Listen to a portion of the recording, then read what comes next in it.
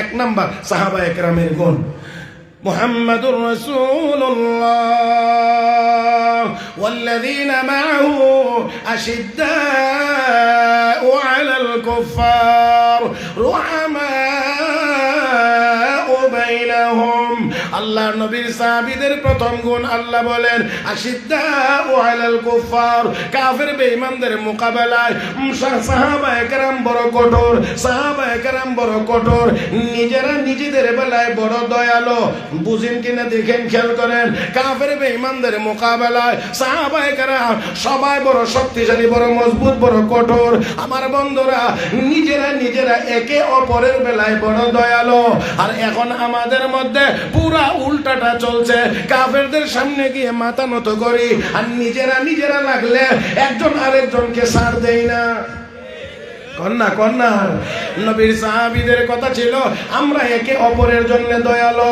আমার বন্ধুরা, মুসলমান আমরা যদি একে অপরের জন্য দয়ালু হই, আর 58টি মুসলমান দেশ,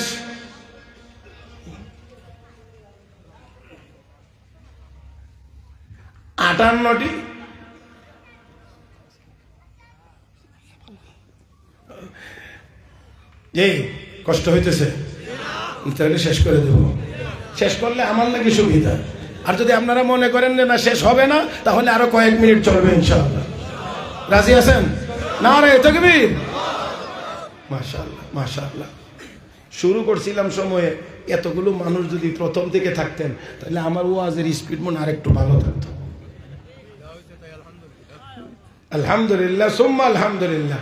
হ্যাঁ, তবে শেষ সময়ে উপস্থিত হয়েও আলহামদুলিল্লাহ মজলিসকে প্রাণবন্ত করেছেন। উলামায়ে কেরাম আসতেছেন, গুরুত্বপূর্ণ আরো বয়ান হবে ইনশাআল্লাহ। পুরা মজলিস ভরপুর হবে ইনশাআল্লাহ। কি বলেন? সবাই রাজি তো ইনশাআল্লাহ? আল্লাহ তুমি সবাইকে তোমার পিয়ারা বান্দা হিসেবে কবুল করো। আসেন, একেবারে এই বিভাগের নির্দিষ্ট লোক হয়ে আছে আমরা এখানে, আমার এদের এটা ভাঙ্গা লাভ নেই। কারণ যেই ব্যক্তির নাম আছে, এই নাম দেখলে এরপরে আমার কাম আর এখানে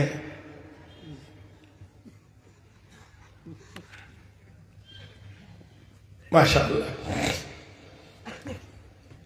মুহতারাম হাজিরিন, সাহাবায়ে কেরামের প্রথম গুণ কাফের বেঈমানদের মোকাবেলায় কঠোর, নিজেদের বেলায় নিজেরা অত্যন্ত দয়ালু।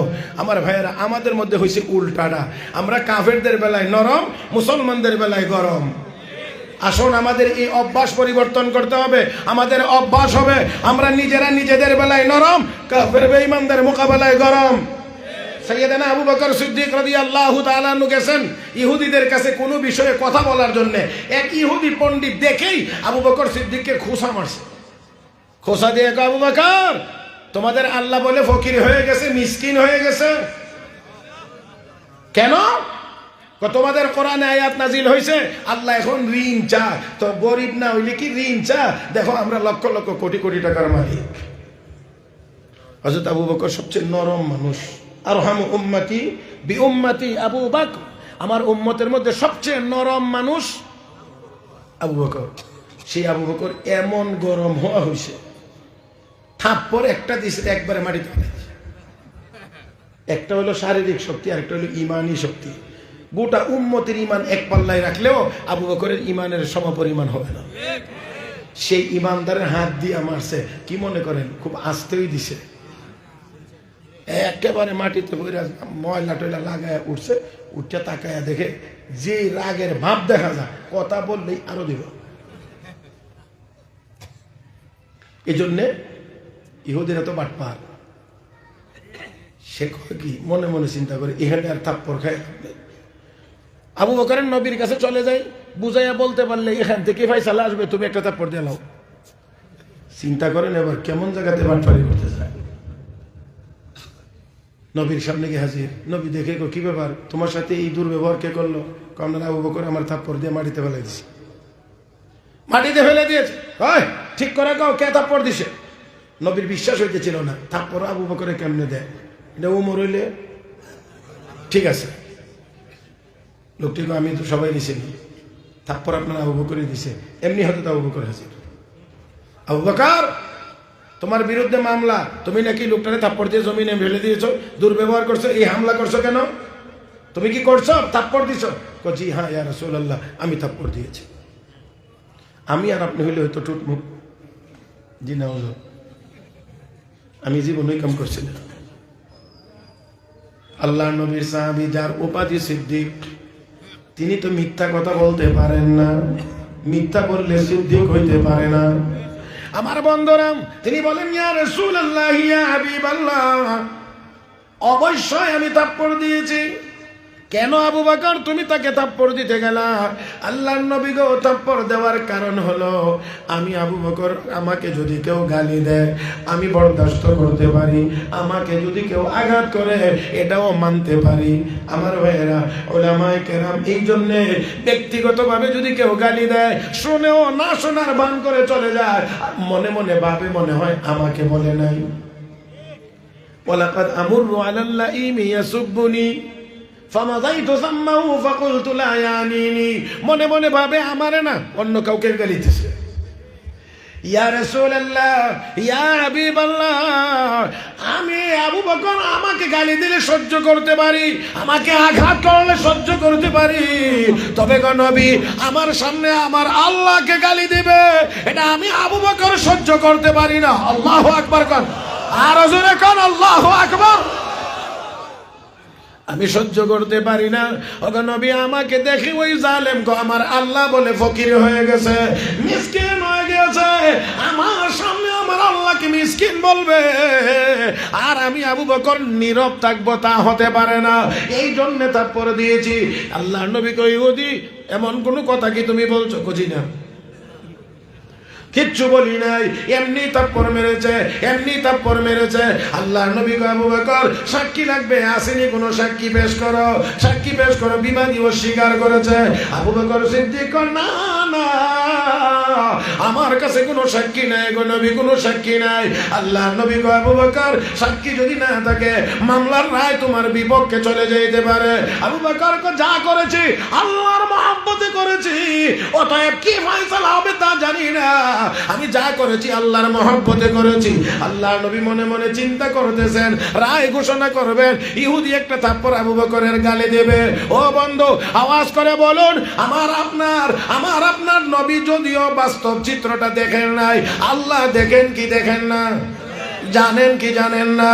আল্লাহ রাব্বুল আলামিন জিবরাইলকে ডাকেন, জিবরাইল যাও আমার আবু বকরের গালে ওই কমবক্ত ইহুদি থাপ্পড় মারবে, এটা আমার গায়ে আমার কাছে পছন্দ লাগে না, আমি আল্লাহ সহ্য করতে পারি না, আমি আল্লাহ মেনে নিতে পারি না। যাও জিবরাইল যাও, আমার হাবিবকে গিয়ে সালাম দিয়ে জানায় দাও আমার আবু বকরের জন্য দুনিয়ার কোনো মানুষ সাক্ষীর প্রয়োজন হবে না, আমার আবু বকরের জন্য আমি স্বয়ং আল্লাহ নিজেই সাক্ষী হয়ে গেলাম। আমি নিজেই সাক্ষী। লাকাদ সামিআ আল্লাহু কাওলাল্লাযীনা ক্বালু ইন্নাল্লাহা ফাকীরু ওয়া নাহনু আগনিয়া, দুনিয়ার কেউ না জানলেও আমি শুনেছি আমাকে যে তারা ফকির বলেছে, অতএব আবু বকর যা করছে ঠিকই করছে। জোরে কোন, জোরে কোন। সেজন্য আমরাও বলতে চাই যে আউল বাউল ভাউলেরা আমার আল্লাহর বিরুদ্ধে কথা বলেছে, আল্লাহকে নিয়ে কটূক্তি করেছে, দৃষ্টান্তমূলক শাস্তির ব্যবস্থা করা হোক। আর না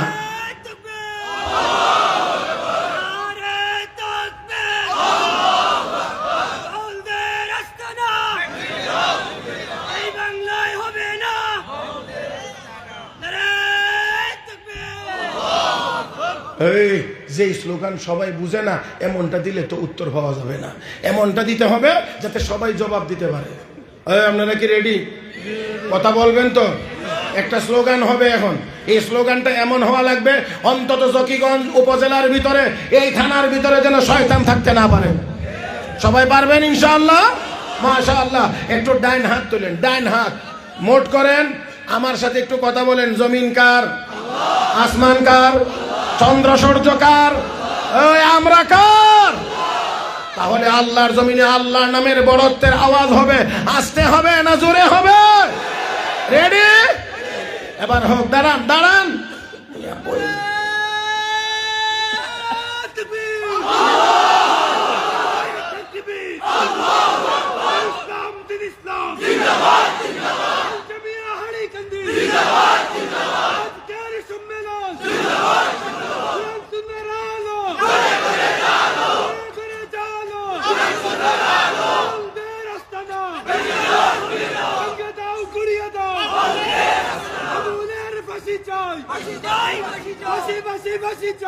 বাস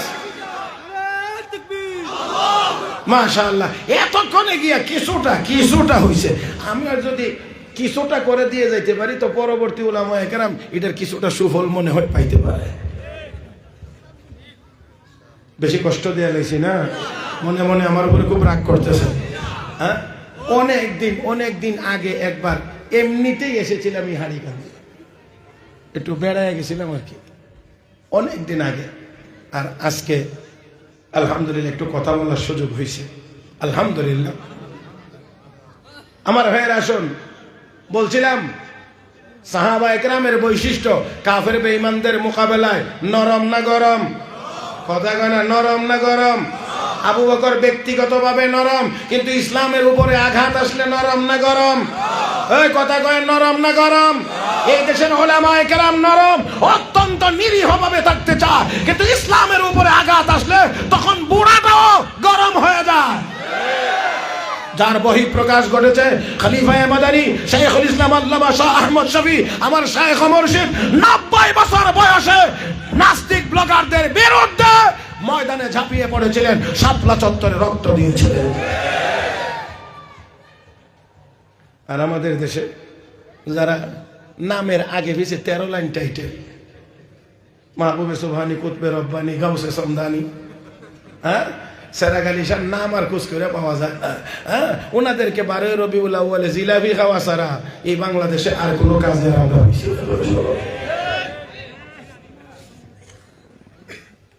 বন্ধুরা, গড়ির কাটা আমাকে ওভারটেক করে ফেলেছে। আগে একটু শেষ কর্ম ভাব বুঝেই আমার কাছে গোপন চিঠি পাঠাইছে, মানে আরো সময় বাড়ানোর জন্য। আমার বন্ধুরা, তো গড়ির কাটা সমান না হওয়া পর্যন্ত আমিও আর ছাড়তেছি না। কথা বুঝেন নাই মনে হয়? এই আরো 10 মিনিট চলবে ইনশাআল্লাহ। কোন সবাই কি বেজার হয়েছেন নাকি এতে? আল্লাহ তুমি সবাইকে কবুল করো। তাহলে আমরাও নরম নিরীহভাবে থাকতে চাই। দুনিয়ার সব কাফের বেঈমানদেরকে আমরাও জানায়া দিতে চাই, এই মেসেজ আমরা দিয়ে দিতে চাই, আমরা নিরীহ, আমাদেরকে নিরীহভাবে থাকতে দিন। তবে অবশ্যই মনে রাখবেন, ইসলামের উপরে আঘাত আসবে, মুসলমান মরতে জানে, ইসলামের উপরে আঘাত সহ্য করতে জানে না।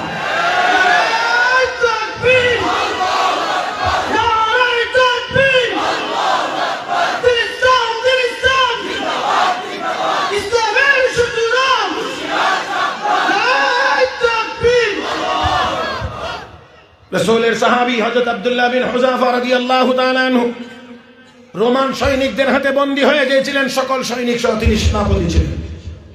রোম সম্রাট মনে করেছে পোশাক আশাকে একেবারেই নরম সরম দেখা যায়, দুর্বল, এতটা মানে ভাবসাব নাই, একেবারে খুব হাই ফাই না, এই জন্য এদেরকে কোনো প্রস্তাব দিলে মনে হয় সহজে মেনে নেবে। আব্দুল্লাহ, ইসলাম ছেড়ে দিয়ে খ্রিস্টান হয়ে গেলে তোমাকে রোম দেশের মন্ত্রী বানাইব। হযরত আব্দুল্লাহ বিন হুযাফা সাথে সাথে প্রত্যাখ্যান করে বলছেন, সম্রাট, মন্ত্রিত্বের লোভ দেখায় আমার ঈমান কেড়ে নিয়ে যাইতে চাও? আল্লাহর কসম, সারাটা দুনিয়া দিয়ে দিলেও আমি আমার ঈমান ছাড়তে পারবো না। তাদের নাম সাহাবায়ে কেরাম, তাদের নাম সাহাবায়ে কেরাম। তাদের ব্যাপারে মুখ খুলতে হলে অন্তত 70 বার চিন্তা করতে হবে।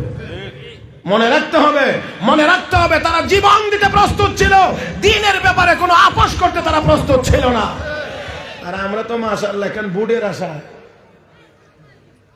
বেজার হবেন আপনারা, এই জন্য আমি এদিকে যাইতে পারবো না, আমি ছোট মানুষ, এই জন্যে শুধু আমি একখান পদ, আমি একখান চেয়ার, আমি একটা অমুক হওয়ার জন্য আমরা অনেক কিছুতেই হুজুর যুগের সাথে একটু তাল মিলাইয়া চলতে হয়।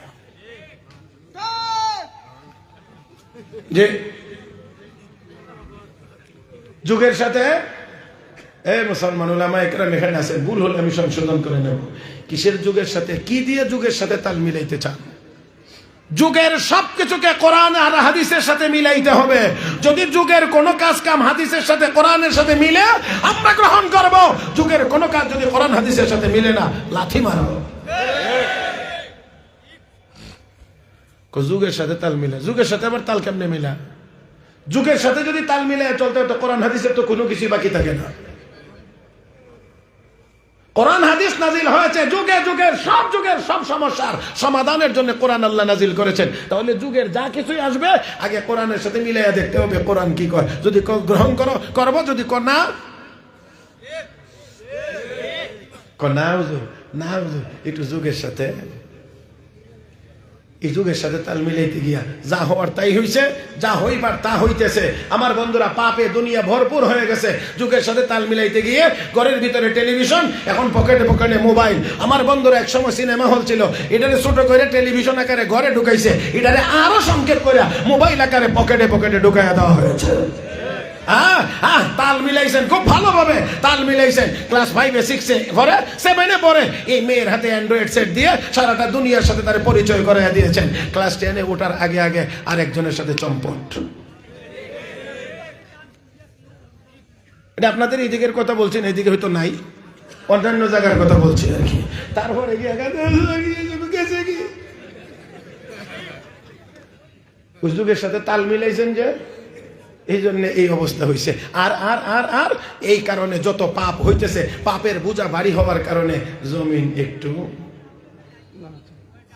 জমিন একটু কথা কয় নাকি নড়াচড়া করে। কি নাম এটার? ভূমিকম্প এমনিতেই হয় না, পাপের পরিমাণ যখন বেড়ে যায়। ওলামায়ে কেরাম এখানে আছেন, যত কারণে ভূমিকম্প হয় এর মধ্যে একটা কারণ হলো গান বাজনা, গায়ক গায়িকা যখন ব্যাপক হারে যখন প্রকাশিত হয় তখন জমিনের উপরে ভূমিকম্প আসে, জমিন নড়াচড়া করে। যখন হত্যাযজ্ঞ পরিমাণে বেড়ে যায় তখন জমিনের মধ্যে কম্পন হয়, ভূমিকম্প হয়। বলেন, দুইটা বলছি, এই দুটোটা আমাদের সমাজে কম না বেশি? অতি সম্প্রতি আপনারা জানেন মা মেয়েকে কেমন করে হত্যা করা হয়েছে।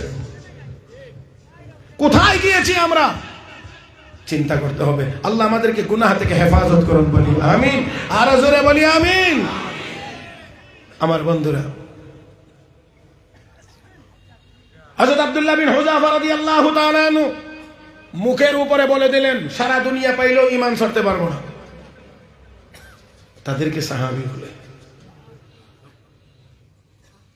এই জল্লাদেরা ফাঁসির মঞ্চ তৈরি করো, সবটিরে ফাঁসিতে ঝোলাও। ফাঁসির মঞ্চ তৈরি হয়, সাহাবীরা একজন আরেকজনকে দেখ, মাফ করে দেন, একজন আরেকজনকে দেখা আর মুস্কি মুস্কি হাসে। সম্রাট কম এটা কি মিয়া সাহেবের দল কি ফাঁসি বেশি বুঝে না নাকি? ফাঁসির মঞ্চ তৈরি হইতেছে, একটু পর এটারে ঝোলামো, অনেক দেখায়া হাসে। ওই ফাঁসির মঞ্চ ভেঙে দাও। কি করবো? বড় বড় ডেগের মধ্যে পানি গরম করো। এটা সবাই বুঝে, পাগলেও বুঝে। পানি গরম করা শুরু হয়েছে, টকবক টকবক করতেছে। সব সৈনিকদেরকে ডেগের কিনারে হাজির করা হয়েছে। আব্দুল্লাহ, এখনো ঈমান ছেড়ে দাও, সময় আছে, না হলে গরম পানিতে ছেড়ে দেওয়া হবে। জাহান্নামের আগুন অনেক বেশি গরম।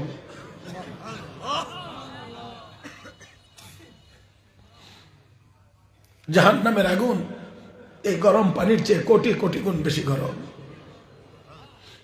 আমার ভাইয়েরা, পানি তো গরম হয়েছে আগুন দিয়ে, দুনিয়ার আগুনকে দিয়েই তো জাহান্নামের আগুনের সাথে তুলনা করা যাবে না।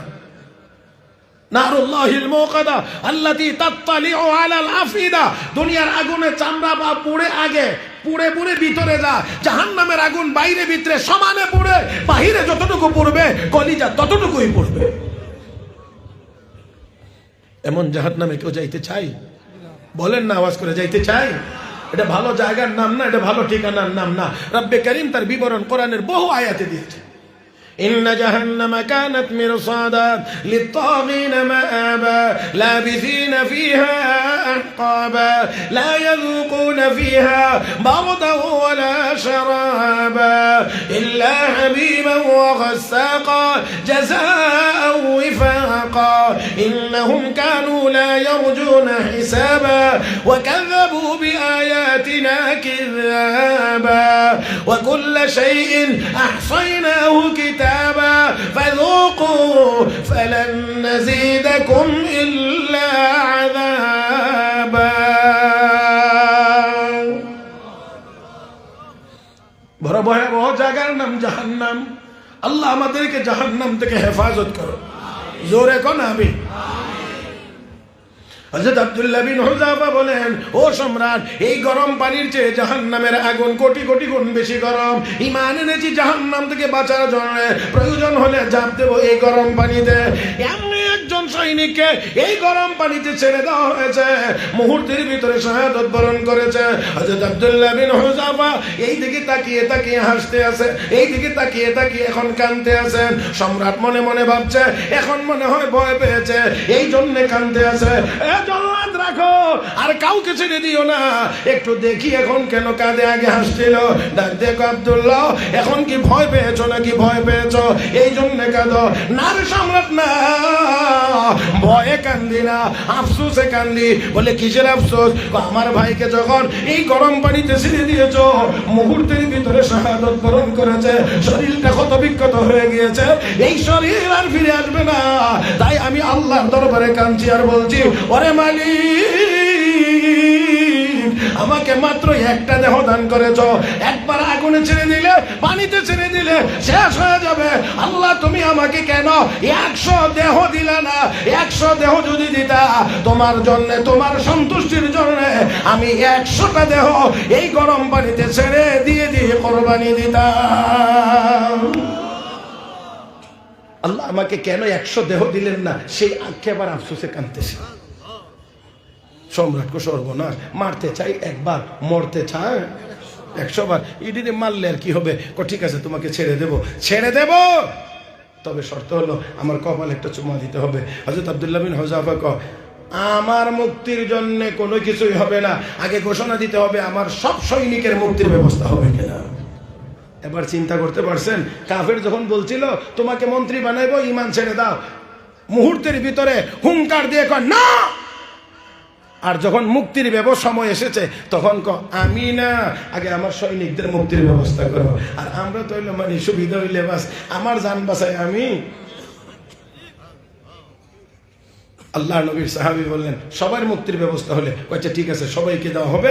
এবার গিয়ে চুমো খাওয়ার জন্যে সম্রাটের মাথার মধ্যে হাত রাখছে, জামার আস্তিন এদিক দিয়ে কপালের উপরে, আর এই কাপড়ের উপর দিয়ে চুমা দিয়ে সব সৈনিককে মুক্ত করে নিয়ে মদিনায় আসলে হযরত ওমর বিবরণ শুনে উঠে দাঁড়ায় গেছেন। দাঁড়ায়, আব্দুল্লাহ তোমার বিচক্ষণতার জন্য তোমাকে ধন্যবাদ, তুমি এক কাফেরের কপালে চুমা দিয়েছিলা, আর আমি ওমর তোমার কপালে সম্মানের চুমা দিলাম। والذين معه أشداء على الكفار رحماء بينهم। কাফেরদের মোকাবেলায় কঠোর, নিজেদের বেলায় বড় দয়ালু। কোরআনের এই অংশের দ্বারা বোঝা যায়, হাদিসে আল্লাহ রাসূল বলেছেন, মান আহাব্বা লিল্লাহ ওয়া আবগাদা লিল্লাহ ফাকাদ ইসতাকমালাল ঈমান। আল্লাহর রাস্তে যদি মহব্বত হয়, আল্লাহর রাস্তে যদি দুশমনি হয়, তাহলে তার ঈমান পাক্কা। তাহলে আয়াতের এই অংশের দ্বারা বোঝা যায় সাহাবায়ে কেরামের ঈমান পাক্কা। জোরে কান, সমালোচনায় নামবেন না। ১৫০০ বছর আগে তারা জান্নাতে গিয়ে বসে রয়েছে, আর ১৫০০ বছর পরে সাহাবীদের দুষ বর্ণনা করে করে নিজেরা জাহান্নামী হইতে আছে। কি বুদ্ধিমানের কাম করতে আছে আমার ভাইয়েরা। ২, তারা আহম রুকআন সুজদা। হাবিব আপনি তাদেরকে দেখবেন তারা রুকু করে সেজদা করে। রুকু আর সেজদা কোন ইবাদতে আছে? নামাজে। তার মানে তারা নামাজ পড়ে, আর নামাজ হলো সবচেয়ে গুরুত্বপূর্ণ ইবাদত। তাহলে তাদের নামাজ ঠিক, তার মানে হলো অন্যান্য ইবাদত ঠিক। এই অংশের দ্বারা বোঝা যায় সাহাবীদের আমল পাক্কা, ঈমানও পাক্কা, আমলও পাক্কা। ৩ নাম্বার হলো ইয়াবতাগুনা ফাদলাম মিনাল্লাহি ওয়া রিদওয়ানা। আপনি তাদেরকে, তারা এই নেক আমলের বিনিময়ে আল্লাহর সন্তুষ্টি কামনা করে, তার মানে সাহাবীদের নিয়ত পাক্কা। বুঝাইতে পারছি কিনা জানি না। ১ নাম্বার সাহাবীদের ঈমান পাক্কা, ২ নাম্বার আমল পাক্কা, ৩ নাম্বার ইখলাস পাক্কা, নিয়ত পাক্কা। তাহলে এই ৩ গুণ তাদের মধ্যে থাকার কারণে তারা বিশ্বজয়ী। জোরে জোরে জোরে জোরে, এই ৩ গুণ তাদের মধ্যে থাকার কারণে তারা বিশ্বজয়ী আমার বন্ধুরা। আর আমাদের মধ্যে না থাকার কারণে আজকে আমরা সারা পৃথিবীতে মার খাইতে হবে। তাই আসুন আমরাও সাহাবায়ে কেরামের এই ৩ গুণ অর্জন করে, ৩ গুণে গুণান্বিত হয়ে আমরাও যেন বিশ্বজয়ী হতে পারি, আমরা যেন মুসলমান হিসেবে পৃথিবীতে মাথা উঁচু করে দাঁড়াইতে পারি। আল্লাহ আমাদের সবাইকে তৌফিক দান করুন। সবাই বলি আমিন। আপনাদের সকলের সুস্বাস্থ্য, উন্নতি, অগ্রগতি ও কল্যাণ কামনা করে, আন্তরিক দোয়ার প্রত্যাশা করে মাদ্রাসার হযরত মুহতামিম সাহেব হুজুর সহ সকল আসাতিজায়ে কেরাম সকল ছাত্রদের দীর্ঘ নেক হায়াত কামনা করে মাদ্রাসার দিন বদিন তারাক্কি আর উন্নতি কামনা করে দোয়া হবে কিছু সাদা এমনিতে এখানে আনেন দেখো তারা আচ্ছা এখানে দিত নি আল্লাহ এই আপনারা যারা যারা নিয়ে আইছেন বলবার নতুন জি জি ইনশাআল্লাহ আল্লাহর কোন গোলাম আছেন এই বুজুর্গদের মাদ্রাসায় জি আমিও 500 টাকা দিয়ে শুরু করলাম আল্লাহর বান্দারা পকেটে হাত দেন পকেটে হাত দেন পকেটে হাত দেন আমি তো আর দোয়া হইব এর আগে আগে দয়া করে উঠছেন না একটু পকেটে হাত আল্লাহর রাস্তায় একটু পকেটে হাত দেন সবাই দিয়ে তারপর ইনশাআল্লাহ দোয়া করুন আল্লাহ ঘুরে ফিরে তো আমনের জায়গা তুই যাইতে গেছিস জি আলহামদুলিল্লাহ আলহামদুলিল্লাহ দেন দেন দেন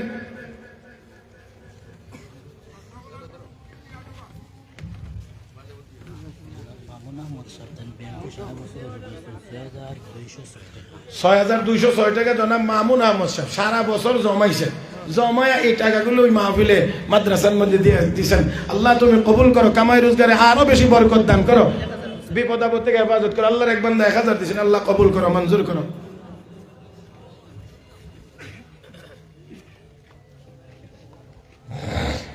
নাজিমউদ্দিন সাহেব 5000 টাকা জনাব নাজিমউদ্দিন সাহেব 5000 টাকা আল্লাহ কবুল করো মঞ্জুর করো মনের নেক মাকসুদ পুরা করো আমিন ইয়া রাব্বাল আলামিন জি জি সবাই দেন সবাই শরীক থাকেন কেউ বাদ যাবেন না বদরুল আলম জামুরাই 1000 টাকা আল্লাহ তুমি কবুল করো মঞ্জুর করো মনের নেক মাকসুদ পুরা করো আমিন ইয়া রাব্বাল আলামিন সুবহানাল্লাহি ওয়া বিহামদিহি সুবহানাল্লাহিল আযীম سبحانك اللهم وبحمدك أشهد أن لا إله إلا أنت أستغفرك وأتوب إليك وآخر دعوانا أن الحمد لله رب العالمين الحمد لله ربنا ظلمنا أنفسنا وإن لم تغفر لنا وترحمنا لنكونن من الخاسرين أي الله আমাদের জিন্দেগীর সব গুনাহ maaf করে দাও আল্লাহ আমাদেরকে গুনাহ মুক্ত জীবন দাও বেশি বেশি নেক আমল করার তৌফিক দাও আয় আল্লাহ এই মাদ্রাসাকে কবুল করে নাও আল্লাহ মাদ্রাসা যারা প্রতিষ্ঠা করে গেছেন আল্লাহ তাদেরকে তুমি কবুল ও মঞ্জুর করে নাও আল্লাহ তাদের জান্নাতি মাকাম আরো উঁচু করে দাও আল্লাহ তাদের রুহানি ফয়জ ও বারাকাত নসিব করে দাও আল্লাহ মাদ্রাসা দিন বদিন তারাক্কি আর উন্নতি নসিব করে দাও সব রকমের ফিতনা ফাসাদ থেকে হেফাজত ফরমাও আল্লাহ ইলম ও আমল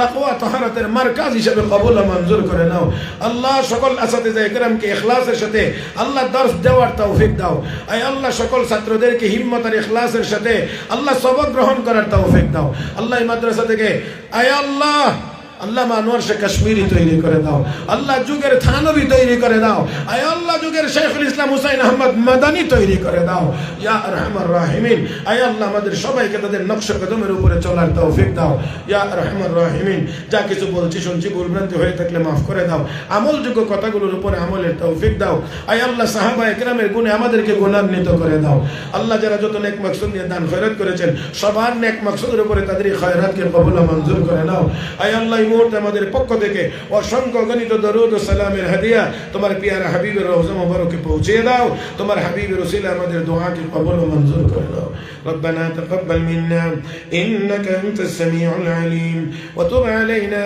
إنك أنت التواب الرحيم وصلى الله تعالى على خير خلقه محمد وعلى آله وأصحابه أجمعين آمين آمين برحمتك يا أرحم الراحمين